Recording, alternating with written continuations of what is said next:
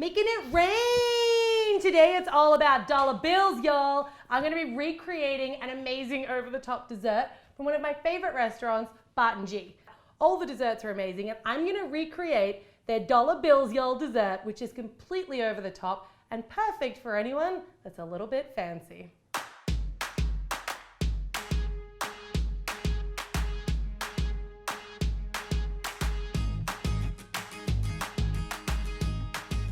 I'm going to leave everything that you need to recreate this dessert on the MyCupcakeAddiction.com website, so I'll link to that post down below.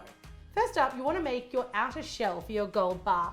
I'm going to use a regular loaf tin, and when you're choosing your loaf tin, try to find the one with the sharpest edges. It doesn't matter if it's non-stick or just regular, but metal or silicone is going to work best here. Melt your white chocolate, and if you're having any trouble with your chocolate burning, I've got a great video for how to melt and thin chocolate, which might help. And then you want to just pour in about half of that melted chocolate into the loaf tin. No greasing, no oil, no butter, just straight into the loaf tin. And I'm going to use a spatula to scrape up the sides so I've got a nice even coating and making sure I've gone all the way to the top. It's going to be pretty thick in the bottom, which will eventually be our top, and we want that chocolate to be really thin. So I'm just going to scoop out some of the white chocolate that's kind of pooled at the bottom, and then I'm going to put that first thin coat into the fridge. Next up, we're going to work on an over-the-top feature of this dessert, which is the gigantic dollar bill or $100 bill that kind of gives it that height. So I'll leave you guys a template, just print it out at home on your home printer, and you can either laminate these or you can just use some school book film or contact to create a nice kind of a shine and give it a bit of structure. Then I'm going to use some double-sided tape and I'm going to wrap it around like a wooden stake or a wooden skewer just to make it a little bit sticky so that my other tape has something to stick to. And I'm going to take the $100 note and basically kink it in two places. So give it two little curls and use the tape to secure those curls in place. So it's not flat, it's like kind of wavy. Dollar bills, y'all. So this guy's done. Let's go check on our chocolate shell. After 5 or 10 minutes in the fridge, you can bring your tray back and put in a second coat of that white chocolate. With your second coat in place, I'm just going to kind of scrape the edges so that they're really nice and neat using my spatula, and then that's going back in the fridge for 10 minutes and then in the freezer to snap chill for 5 minutes.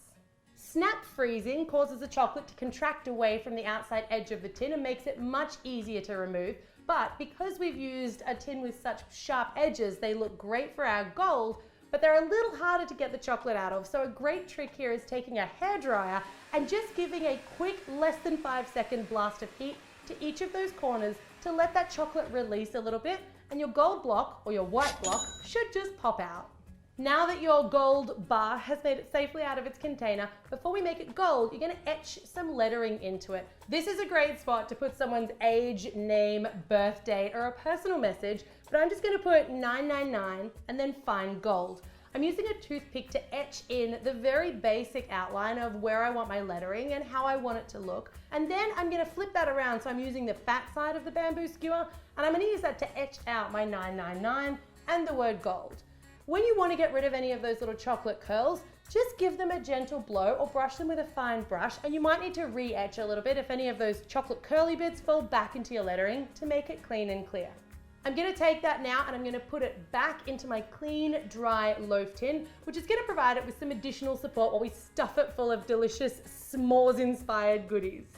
I'm in America right now and the marshmallows here are ridiculously massive, which I definitely agree with. But because I want to fit other delicious goodies in my dessert, I'm going to snip them in half using a pair of scissors, and I'm going to layer them all straight down onto that white chocolate shell.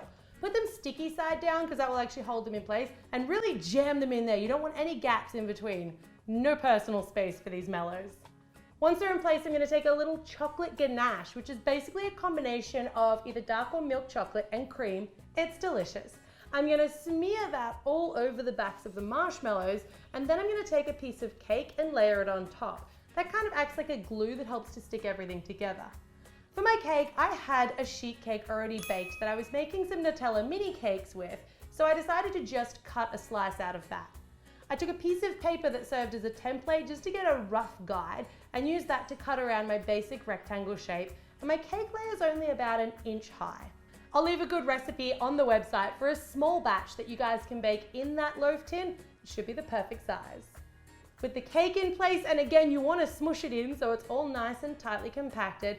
You want to take a little bit more of that chocolate ganache, spread it on top, and then put down a layer of graham crackers, because you can't have a s'mores dessert without graham crackers.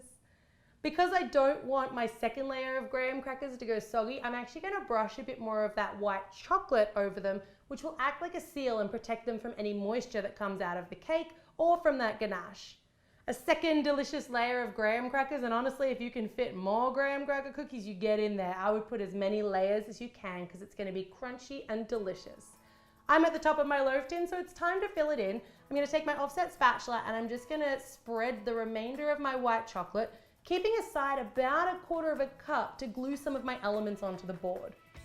Once you've got a generous amount on there, I try to scrape once in each direction so I'm not smearing everything around. So drag your offset spatula back one direction and then drag your offset spatula back the other direction and get rid of any excess. That's going to go back into the fridge for about 30 minutes because you really want that to be nice and solidly chilled so everything's secure inside. While that guy's setting, let's get together some of the fun elements that's going to go as part of our display.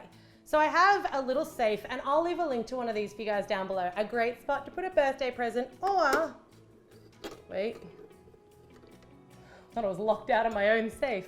Some candy and some coins, or of course real money if you do truly want to make this the world's most expensive dessert. 20,000 bucks in there, I think you'd have it. Easy done, easy done. So I've got my little safe all stuffed. And then I got just like a play bar of gold, and I took some single pieces of paper. It's not real, you guys. And I just wrapped a fake $100 note around the outside, but that could be real if I was that generous. Put it in a little rubber band, so you've kind of got like fat stacks of cash, you've got gold bars, you've got a safe, and of course we got our giant $100 bill, y'all. After about 30 minutes or so, you can take your gold bar out and it should remove really easily, but if for any reason it doesn't, just make sure that you don't have any chocolate kind of sticking the gold bar to the top edges of that tin from when you sealed it all up. Plop out your gold bar, and we're gonna make this gold by making some edible gold paint. To make sure my gold bar doesn't slide everywhere in transportation, I'm gonna take a little bit of chocolate ganache and just kind of smear it along the bottom of our gold bar, and then I'm gonna flip it, tip it, and set it in place before I paint it. This is a gold luster, and actually this brand I really love. It's super shiny and really easy to spread. If you can't get this, just look for gold luster dust and you'll be able to mix that just as we're doing here. I'm taking about a tablespoon of that luster and I'm gonna add either a few drops of vodka, or you could use something like a lemon extract to help that dry really quickly. I'm gonna mix it around till I've got a consistency that kind of looks like paint, and you can do a little test brush just to see how it's gonna look when it first goes on. You can see when I brush that luster on dry, it looks very different to when I brush it on with that vodka or that lemon extract included. It takes it from kind of a shimmer and a shine to a full-blown gold extravaganza.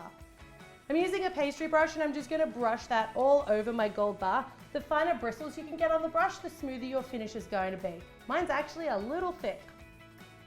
This is looking so good.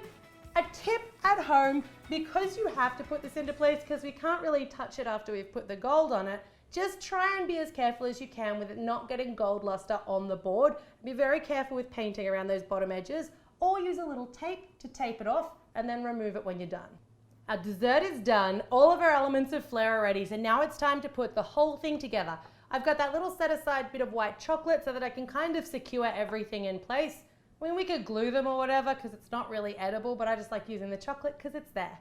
I'm going to take my safe and I'm going to position it towards the back of my board because it's one of my taller elements, just using a little bit of chocolate. And on the bottom of my safe, you guys, are instructions on how to open it. Shh. Making it rain. My gold bar goes into place.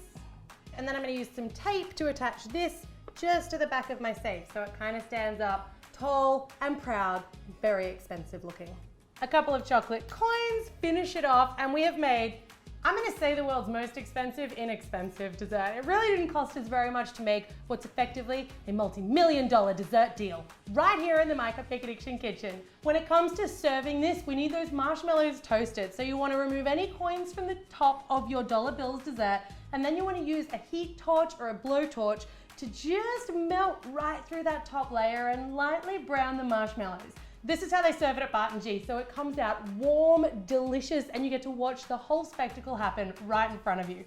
Keep it classy, you guys. Make it rain, and thanks for subscribing to My Cupcake Addiction. I've always wanted to throw money. Make sure you make it rain. Thanks for it was a terrible drop. And thanks for subscribing to My Cupcake Addiction. Oh, it touched my cake. Yes, didn't see that.